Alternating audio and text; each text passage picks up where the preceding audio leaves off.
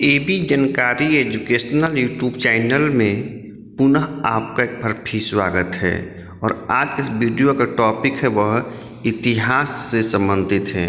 अगर एसटीईटी की तैयारी कर रहे हैं, साथ ही बिहार का अन्य किसी भी कंपटीशन की तैयारी कर रहे हैं तो इस वीडियो को ध्यानपूर्वक सुनिए, क्योंकि इस वीडियो के माध्यम से मैं आपको क्लास 10 के लेसन नंबर 2 जिसका नाम है समाजवाद एवं साम्यवाद का ऑब्जेक्टिव क्वेश्चन बताऊंगा, जो कि एसटीईटी सहित बिहार के किसी भी कंपटीशन में काफ़ी आने की संभावना है। आपको बताते चलें कि जितने भी प्रश्न हैं सभी वेरी इम्पोर्टेंट हैं। अगर आप इसको अच्छे से याद कर लेते हैं, पढ़ लेते हैं, सुन लेते हैं, तो निश्चित रूप से आपके परीक्षा में इसी टॉपिक से संबंधित प्रश्न जो है आएंगे। तो सीधे चलते हैं टॉपिक पर। और पाठ का नाम जान ही गए होंगे कि समाजवाद और साम्यवाद विषय है इतिहास, और कक्षा है 10 और पाठ का नंबर है 2 है।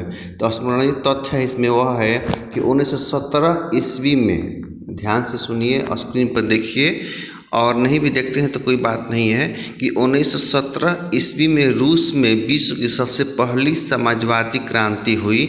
यह क्रांति शांतिपूर्ण थी। तो क्वेश्चन पूछ सकता है परीक्षा में कि रूस में क्रांति कब हुई थी, तो आंसर होगा 1917 ईस्वी में। या फिर 1917 की क्रांति किस देश में हुई थी, तो रूस में हुई थी। और यह भी पूछ सकता है कि 1917 ईस्वी के रूस की क्रांति कैसी थी भाई, तो वह जो है पहली समाजवादी क्रांति थी और साथ ही शांतिपूर्ण थी। तो ऐसा भी प्रश्न पूछा जा सकता है कि पहली समाजवादी क्रांति कहाँ हुई थी, तो सही जवाब होगा 1917 ईस्वी में रूस में। अगला क्वेश्चन है, तो इस प्रकार यहाँ आप देख रहे हैं कि एक लाइन जो हम बता रहे हैं इससे 3-4 प्रश्न जो है बन सकते हैं, और इसमें समय भी कम लग रहा है। कम से कम 2 बार अवश्य इस वीडियो को सुनिए, तभी आप अच्छे से समझ पाएंगे। एक बार में समझना थोड़ा मुश्किल है। दूसरा है जो मुख्य बिंदु है वह है कि क्रांति पूर्व रूस में किसानों तथा मजदूरों की दशा अत्यंत शोचनीय थी। कब क्रांति, मतलब कि 1917 ईस्वी के रूस में क्रांति के पहले रूस में किसानों एवं मजदूरों की दशा जो थी अत्यंत दयनीय थी। रूस का जार निरंकुश तथा स्वेच्छाचारी था। साधारण जनता को कोई राजनीतिक अधिकार प्राप्त नहीं था, इसलिए लोग जार के क्या थे, विरोधी थे। अगला क्वेश्चन तीसरा है, रूढ़िवादी तबका रेडिकल और उदारवादी दोनों के खिलाफ था। रूढ़िवादी तबका रेडिकल और उदारवादी दोनों के खिलाफ था। फ्रांसीसी क्रांति के बाद रूढ़िवादी भी बदलाव की जरूरत को स्वीकार करने लगे। अगला है, समाज के पुनर्गठन की संभवतः सबसे दूरगामी दृष्टि प्रदान करने वाली विचारधारा समाजवाद ही था। ये भी सुन लीजिए, समाज के पुनर्गठन की संभवतः सबसे दूरगामी दृष्टि प्रदान करने वाला विचारधारा समाजवाद ही था। और अंतिम जो शब्द है, अंतिम जो मुख्य लाइन वह है कि मार्क्स का विचार था। मार्क्स का विचार था कि औद्योगिक समाज पूंजीवादी समाज है। सुन लीजिए, आपको याद के लिए हम 2-2 बार 3-3 बार पढ़ रहे हैं, जिससे कि आप आसानी से समझ सकें कि मार्क्स का विचार था कि औद्योगिक समाज पूंजीवादी समाज है। उनका विश्वास था कि स्वयं को पूंजीवादी शोषण से मुक्त कराने के लिए मजदूरों को एक अत्यंत भिन्न किस्म का समाज बनाना होगा, जिसमें सारी संपत्ति पर पूरे समाज का नियंत्रण और स्वामित्व रहे। अगला चलते हैं। तो इस प्रकार ये इस पाठ से बहुत सारे ऑब्जेक्टिव क्वेश्चन नहीं बन रहे हैं। और आपको बताते चलें कि वीडियो देखते समय कभी कभी ऊपर में एक लिंक दिखाई दे रहा है। अगर उस लिंक को आप टच करते हैं तो वहाँ से वह वीडियो आपका ओपन हो जाएगा। और इस वीडियो को, इस PDF को पाना चाहते हैं तो हमारा एबी जानकारी टेलीग्राम पर चैनल है, वहाँ पर जाकर इसको पा सकते हैं। अगला ऑब्जेक्टिव क्वेश्चन है जो इस प्रकार, पहला, रूस में कृषक दास प्रथा का अंत कब हुआ। रूस में कृषक दास प्रथा का अंत कब हुआ। ए 1861 ईस्वी में, बी 1862 ईस्वी में, सी 1863 ईस्वी में, और डी 1864 ईस्वी में। क्वेश्चन सुन लीजिए, रूस में कृषक दास प्रथा का अंत कब हुआ। तो इसका सही जवाब है 1861 ईस्वी में। अगला प्रश्न है, रूस में जार का अर्थ क्या होता है?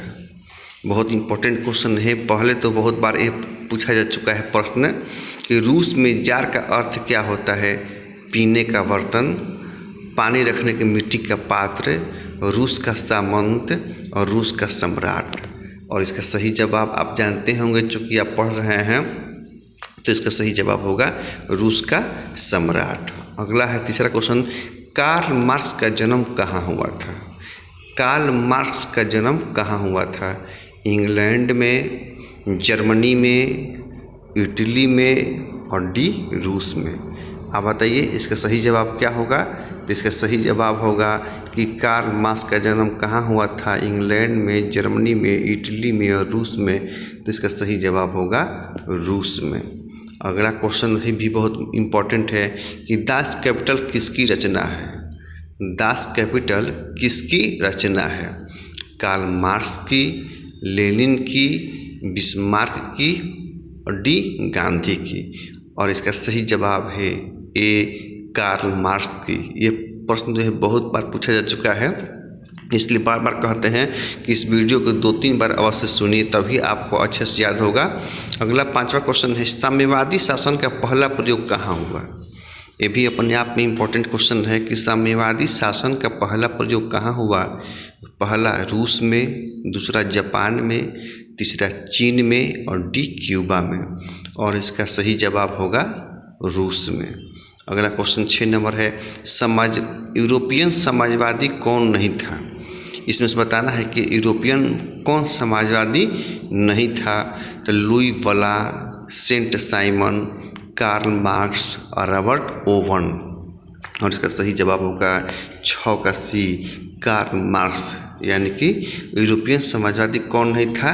तो कार्ल मार्क्स जो है समाजवादी जो है ये नहीं था। इस प्रकार 6 का जो है उत्तर हुआ और वह हुआ सी। अगला क्वेश्चन चलते हैं।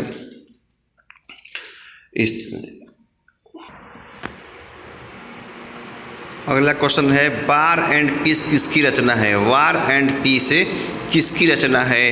ए कार्ल मार्क्स की, बी टॉलस्टॉय की, सी दोस्तोयेव्स्की की और डी एंजल्स की। वार एंड पीस किसकी रचना है? तो सही जवाब होगा 7 का और वह है आपका बी, यानी कि टॉलस्टॉय की। वार एंड पीस तो है टॉलस्टॉय की रचना है। अगला क्वेश्चन है 8 नंबर, बोल्शेविक क्रांति कब हुई? बहुत ही इंपॉर्टेंट क्वेश्चन है, बोल्शेविक क्रांति कब हुई? पहला है ए है 1917 में, बी है 19 नवंबर 1917 में। क्वेश्चन सुन लीजिए एक बार, बोल्शेविक क्रांति कब हुई थी? क्वेश्चन एक बार रिपीट कर देते हैं कि बोल्शेविक क्रांति कब हुई? ए फरवरी 1917, बी नवंबर 1917, सी अप्रैल 1917 और डी 1905। और इसका सही जवाब है 8 का और वह है बी, यानी कि नवंबर 1917 में फ्रांस में बोल्शेविक क्रांति हुई थी। अगला इम्पोर्टेंट क्वेश्चन है, लाल सेना का गठन किसने किया था? लाल सेना का गठन किसने किया था? कार्ल मार्क्स ने, दूसरा है स्टालिन ने और तीसरा है ट्राटस्की ने और डी है केरेंस्की ने। लाल सेना का गठन किसने किया था? कार्ल मार्क्स ने, स्टालिन ने, ट्राटस्की ने और केरेंस्की ने। सही जवाब है सी, ट्राटस्की ने। अगला बहुत इंपॉर्टेंट क्वेश्चन है कि लेनिन की मृत्यु कब हुई? लेनिन की मृत्यु कब हुई? ए 1921 ईस्वी में, बी 1922 ईस्वी में, सी 1923 ईस्वी में और डी 1924 ईस्वी में। और 10 का सही जवाब है वह है डी 1924 ईस्वी में। अगला क्वेश्चन है, ब्रेस्ट लिटोवस्क की संधि किन देशों के बीच हुई? क्वेश्चन सुन लीजिए एक बार पुनः आप कि वेस्ट लिटोवस्क की संधि किन देशों के बीच हुई थी? ए रूस और इटली, बी रूस और फ्रांस, सी रूस और इंग्लैंड और डी रूस और जर्मनी। और इसमें से सही जो जवाब है 11 का और वह है आपका बता सकते हैं आप भी डी, रूस और जर्मनी। तो इसी के साथ जो है हमारा ये STT का क्लास 10th का हिस्ट्री पार्ट 2 यहाँ समाप्त हो रहा है। और अगले वीडियो में हम हिस्ट्री का ही लेसन 3 आपके सामने बताएंगे, जिससे कि आपकी STT की तैयारी अच्छे से हो जाए। और एक बात और अंत में यही कहना चाहते हैं कि अगर आप इस वीडियो को पसंद कर रहे हैं तो इसको लाइक कीजिए, और अन्य वीडियो प्राप्त करना चाहते हैं तो सब्सक्राइब करके बेल आइकन को ऑल जो है अवश्य करें। तो इसी के साथ हम इस वीडियो को समापन कर रहे हैं। अगले वीडियो में एक नई जानकारी लाएंगे, तब तक के लिए धन्यवाद।